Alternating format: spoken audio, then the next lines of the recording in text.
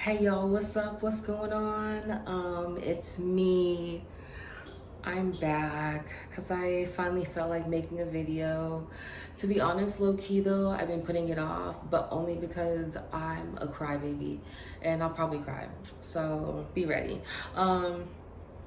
So we're gonna talk about another grief situation, but instead of it being like a person, we're gonna talk about pets. And the reason we're talking about pets is because it's a really big part of my life. I have been in the veterinary medicine industry since I was like 16. I kind of always knew that this was what I wanted to do. I mean, not really, because when I grew up and I was scared of dogs. I didn't even like dogs. I thought I was like high key scared. And my dad pointed at a boxer one time in the park and he was like, "That's the kind of dog I want." And I was like, no.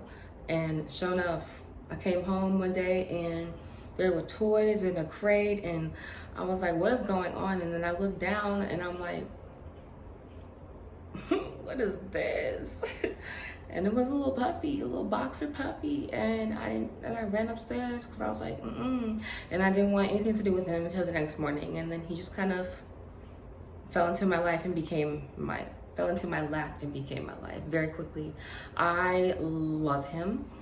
I've always loved him. I will always love him. His name is Cassius. He's a boxer. He's my everything. He's passed away in 2019, which I'll talk about that later. But to continue on, yes, I am a vet tech. I've been in general practice, I've been in surgery, and I've been in hospice. So far, my favorites are not general practice, surgery and hospice. Surgery is very fast paced, and you get to see a lot of cool, interesting situations. I mean, it's not like, oh, like I'm so happy that you're here. Like, of course, we have to do a procedure on you. Like, it's still, but it's more like the anatomy and just, I don't know.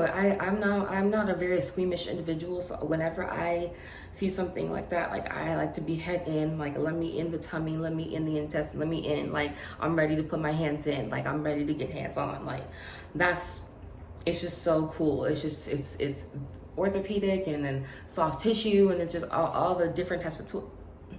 So I spent 2 years working at Gulf Coast, veterinary specialist here, and it was amazing until it wasn't, and I had my breakdown. But that's, that we all already kind of heard about that. GP is GP. It's regular vaccines, wellness exams, and freaking ear infections, and I guess some, like, I don't know. It's kind of boring, in my opinion. In my humble opinion, it's too boring for me. But I think then hospice became like it's really close with surgery right now because it had me looking at things in a different point of view. Like when you're getting a pet, like when you go and you adopt a dog or a cat or whatever you adopt, you don't think of you think about your whole life ahead of them, but you don't think about their death. You know what I'm saying? You get a pet and you're there and you make those memories, and then time comes around where they're getting old and it's like, dang, I have to really make a decision. Like it's crazy because people really are afraid to talk about death, and they are afraid to like really get into the nitty gritty. You know what I mean? Like for me personally, I've had two important, more recent passings in my life. Back in 2019. My baby Cassius, I FaceTimed my dad, and I was like, hey, show me Cassius, I want to see my baby. And I saw him and he he didn't look good. He looked sick, and he was very skinny, and his breathing was labored, and I was just kind of like in my head about it, and so I was talking to my dad, and then after that I hung up and I just started bawling. Because I knew. He was 14. Boxers don't usually make it to 14. Boxers, Goldens, Labs all tend to really go the cancer route. But anyway, And so I think he had been declining for a while because my dad was asking me, like, because he wasn't eating, he wasn't really drinking water, he was having a harder time moving around, and my dad had never had a pet before. Like, that was his first dog, so he didn't have a pet growing up. So for him, it was like, that's his best friend, you know what I'm saying? Like, he lived in Atlanta, and so did Cassius, obviously. So I was here where I am, and they were in Atlanta, and I so badly wanted to be there to just like be there, you know, be there for him. And it was unfortunate because I had to call my dad back, and I had to have that talk with him, and I had to be like, it's time. Like, it's definitely time. And it sucks, but it's time. And so I kind of had to push him to make that decision. And so when he finally took him to Blue Pearl in Atlanta, they also have pet hospice here. That's who I worked with, but he took him to Blue Pearl, and they took him to the back to get a catheter in, and he passed while they were trying to put the catheter in. And so, you know, they brought him back to my dad, and he took him home and buried him. And I know what emotions he went through because I am a very sensitive person, and I've been through those same situations. Like the other death that happened, you know, that was him, that was Cassius. And then a few months after him, and maybe it was her first, I'm not sure, but my mom's dog, Daisy, also in 2019, she also passed away, but not from natural causes. She got hit by a car because my mom's backyard was not fenced in properly. And the person who's working back there forgot to put the bricks back to cover up the hole out the backyard that led onto the street that doesn't have any speed bumps or sidewalks. Side note, that's what happens when you live in the hood. They don't give you any speed bumps or sidewalks, but whatever. And so it just happened that, like, my mom was gone, and she was looking for her baby, Daisy. We call her Day Day. And my mom was calling her name, and mind you, I was at work, so this is what my mom told me. My mom was calling her name, and she wouldn't come, and she just thought it was so weird. And she went out to the front and saw this little ball of fur, and she knew, and she had to have her husband go look. And it was her, and it was awful. She got hit by, she was little, a little Chihuahua Terrier mix. She was a little girl, a little baby. And so the way that her body was disposed of, though, was the most disrespectful way in my entire life, to me. You know, so I'm at work when all this has happened, and I'm in surgery at Gulf Coast, and you know, I'm trying to wait for the last procedure to finish up so we can clean up the OR, whatever. And I get a call from my brother, and he's like, there's no way to say this, but Daisy's dead. She got hit by a car. And so I started crying, and I went into the OR, and I told the doctor, I was like, I gotta go. This just happened. And so I left, and I got to my mom's house, and I was like, where is she? Like, where's her body? Like, what's going on? And they informed me that my mom's husband, technically our stepfather, I call her, you know what it is. You know what it is. I call, anyway, my mom's husband had put her in the garbage, in the back garbage can, you know, the big ones that you take on trash day. And there wasn't anything else in there. So it was just her little body at the bottom of a big old trash bin. And as soon as I found that out, I was ready to put my hands on that old man. I was ready to take his life. Yes, I was. Had to be held back. Yes, I did. And so I took it upon myself, because I have the most experience with animals and seeing them in such a state. Even though it is much different when it is your own pet, it still needed to be done. So I went and I got her little body out of the trash can, and we buried her in the backyard properly with roses and everything. And yeah, so two examples really, one of a more expected passing and the other one, very sudden. And either way it sucks. Either way it's painful, and people don't understand that like pets are part of your family. So it's like when they pass away, or it's like losing a whole piece of your life. They were in your life for that extended period of time, and you needed them, and they unconditional love that you get is just unmatched. It's unmatched. You can't match it. So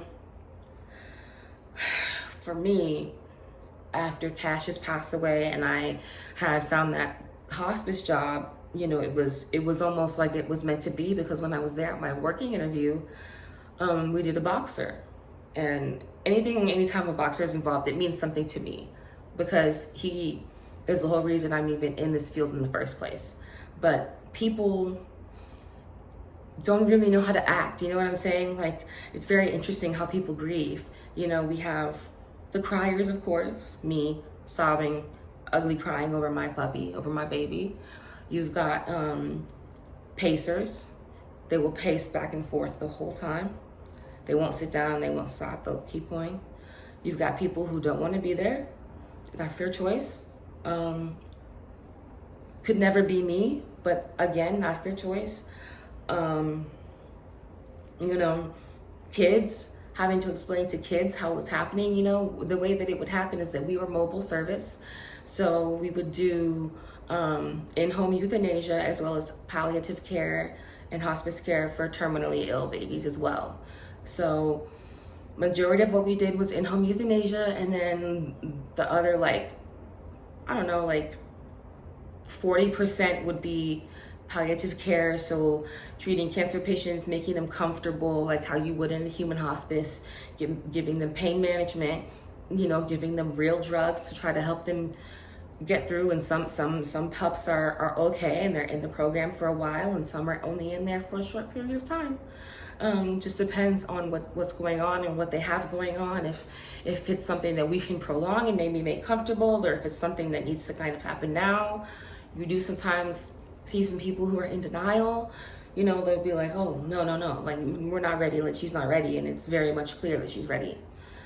And she's just waiting on you for the approval. She's waiting on you for the approval, baby. You know what I mean? And so that was what we would do. And it felt like such a blessing, to be honest, to be able to help people in that way. Like I was saying, we're mobile, so a day in the life would be like me coming in, getting our backpack and our of euthanasia stuff, and all of our controlled drugs, all our medications, all the other medications that we have in our pharmacy for pain management and palliative care. Got that ready, and then we would go to the homes, do those in-home euthanasias, take them back with us, and then perform, the memorial items as well, and so. Yeah, the experience was insane, going there to be with somebody in that very special, very tight, very, very intense and intimate moment, when they're saying goodbye to their best friend. And people would ask us all the time, like, how do you do your job? How do you do this every day? And I'm like, because I love animals. And I am here to make sure that this baby gets the gentle passing that they deserve. You know what I'm saying? Some patients are terminally ill, and it's really, they're in the stages of kidney failure and liver failure and heart failure. And it's like, you have to try to let these people know, their owners know, that it's time and it's okay. Do you know what I mean? And having to explain to them that they've lived that fulfilling life, and if we were to wait even to another 24 hours, she might go and she might pass in a way that is worse than us doing this and euthanizing right now. Having to explain that to people, and having to get people comfortable with the idea of letting go, especially the ones who've been been in the program for such a long time. And so it was so eye-opening, and I really hope that it's something that I can go back to. I can't even, hospice for animals is, for your pets, I mean, it can be expensive, or it could not be expensive. You might just want to do the in-home euthanasia, but I think it's a very good option. You know, they want to be around their family, surrounded by their loved ones, in the house with the people they love, in the place they love, and it's such a good way to go, I would think. You know, people are scared of that idea. Am I letting go too early? You know, does she still have time? Honestly, I'd rather them go a day too early than a day too late. And it's because of that what could happen in that 24 hours could really, when someone or a pet is that sick, that things could really change in that short amount of time. You really only have that window, and you don't want them to die alone. What if they pass when you're not home? Then it's really out of your control, and death is out of your control. But in this way, I think that it kind of gives you just a little bit of control to be able to kind of choose, you know, when you want to let them go and how you want to let them go. You know what I mean? So that was really kind of how I got into the field, and how I kind of fell into these specialties. You know, I would come home, and that's part of the reason why I kind of had to take a step back, because I need to pour into myself. I've been pouring into these people and these animals and these places and everything but myself for the past forever. So, you know, I had to take a step back, because that is a very heavy job. And though it's not your own animal, and though it is so gratifying and so amazing to be able to help people in that way, it's tiring, especially if you're a doctor. You sometimes you say, you of course you second guess yourself, like, was it right? Was I right to do that? Maybe I could try this and make them comfortable. No, that might not work. Like, it's all up here. You take it home, you know. So advice for pet grief. It's okay. It's okay to take that time, to take that day or two, or however long you need to grieve your family. That is your family. That was your child, or your niece, whatever. You know, it should be taken a lot more seriously, I think. You know, because especially when things happen unexpectedly, or actually just anytime, anytime, you know, it's real. Pet grief is real, and it's expected, you know. Take your time, get through it, breathe through it, have those memories. You know, sometimes I still think about Cassius and I cry. Like, I thought I was gonna cry in this video. I'm surprised I didn't. But, you know, have those memorial items. You know, we would make paw prints, clay paw prints, that we would harden, we would make, and you know, fur clippings, if you're into that. I'm not personally, but if that's what helps you, you know. Having that last fun day, you know, when you do hospice and you do euthanasia, you kind of get to plan a little bit. And a lot of people would, you know, like, a lot of people would plan like their last day, you know, their last day with their baby, you know.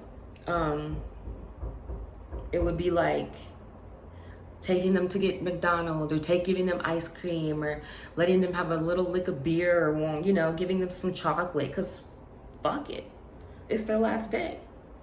They deserve it 100%, more than I do. So we'll get more into the whole veterinary medicine thing and what goes on in that career path in a different video, but I hope this helped somebody out there, you know, going through whatever they're going through, missing their baby, missing their puppy, missing their kitty, bunny, whatever. You know what I mean? It's so hard.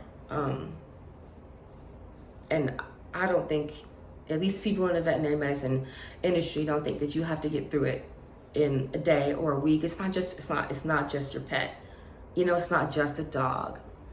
For a lot of people, it's not just a cat. It's not just a rabbit. It's not just a gerbil. It's not just anything. You know what I mean? You form real bonds, real unconditional loving bonds. So yeah, that's all I have for today. I'm very surprised that I didn't cry, and hopefully I don't have to edit too much because I don't like editing. I don't. I don't. So yeah, I'll see you guys later. Again, like, subscribe, comment. If you want to hear more about certain things, let me know. I kind of just upload when I feel like it. So yeah. Okay, that's cool. I'll see y'all guys. I'll see you guys later. Bye.